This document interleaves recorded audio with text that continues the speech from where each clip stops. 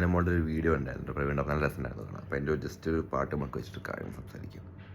അതുകൊണ്ട് ഇപ്പം നമ്മൾ ബിഗ് ബോസിൽ നിന്ന് ഇറങ്ങിയ ആൾക്കാർ ഞാൻ കാണുന്നുണ്ട് സോഷ്യൽ മീഡിയയിൽ ഫുള്ളും കുറേ ഇന്റർവ്യൂസിലൊക്കെ പല ആൾക്കാരെയും പറ്റി മോശം പറയുന്നു, അല്ലെങ്കിൽ നിന്നെ പറഞ്ഞു അതെന്റെ ഇഷ്ടം എനിക്കറിയില്ല, പക്ഷേ എനിക്കത് താല്പര്യമില്ല കേട്ടോ. എൻ്റെ അടുത്ത് കുറേ പേര് ഇങ്ങനെ ചോദിച്ചിട്ടുണ്ടായിരുന്നു. കാരണം നമുക്കത് കഴിഞ്ഞ ലൈഫ് ഉണ്ടെന്ന് ചിന്തിക്കണം. ഞാൻ അവിടെ നിന്ന് കളഞ്ഞിട്ട് പോകുന്ന കാര്യമാണ്. നമുക്ക് ഒറ്റ ലൈഫേ ഉള്ളൂ. അപ്പോൾ നമ്മളത് ഹാപ്പി ആയിട്ട് ഫാമിലിയുടെ അല്ലെങ്കിൽ ഫ്രണ്ട്സിൻ്റെ കൂടെ നമ്മൾ പോകണം. അല്ലാതെ ഈ കാര്യം തന്നെ വീണ്ടും വീണ്ടും എടുത്തിട്ട് നമ്മളെ വെള്ളം പൂശാൻ നിന്ന് കഴിഞ്ഞാൽ ലൈഫിൽ ഒരിക്കലും സന്തോഷം കിട്ടത്തില്ല.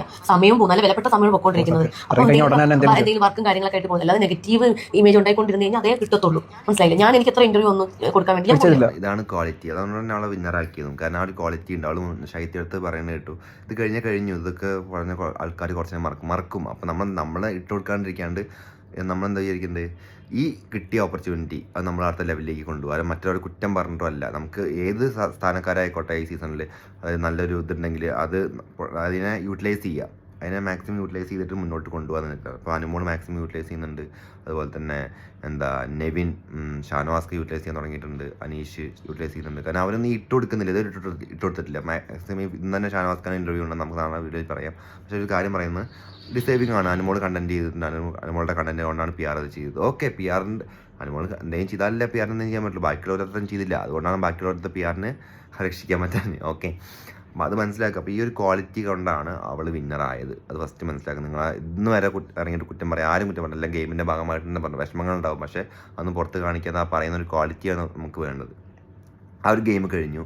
ഇത് ഒരു 2-3 മാസം ഒരു ഗെയിമാണ്. അതൊരു ആ ഗെയിമിലേക്ക് പോണവർ ചിന്തിക്കുക, ഇതൊരു ഗെയിമാണ്. ഇതിൽ പലതും വരും, പലതും ആവും. ഇതിങ്ങനെ സൈബർ ബുള്ളിങ് വരും, അങ്ങനത്തെ സംഭവം, അങ്ങനത്തേലേക്ക് തന്നെ കയറി പോവുക. എന്നിട്ട് നമുക്ക് മനസ്സിലാക്കുക ഇതാണ് ഇതിൻ്റെ സംഭവം എന്ന്, ഈ ഷോൻ്റെ ഇമ്പാക്റ്റ് അതാണെന്ന് മനസ്സിലാക്കുക.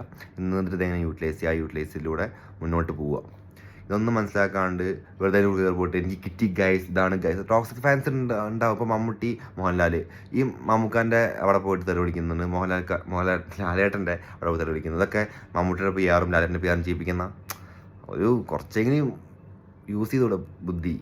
ഒന്നും ഇതാക്കാണ്ട് ഉള്ള പരസ്പരം ചളി വാരിയെറിയുക. PR കൊണ്ട് ജയിച്ചു, PR കൊണ്ട് ജയിക്കൂല. അങ്ങനെയാണെങ്കിൽ ബിന്നി അക്ബർക്ക് ജയിക്കേണ്ടതാണ്.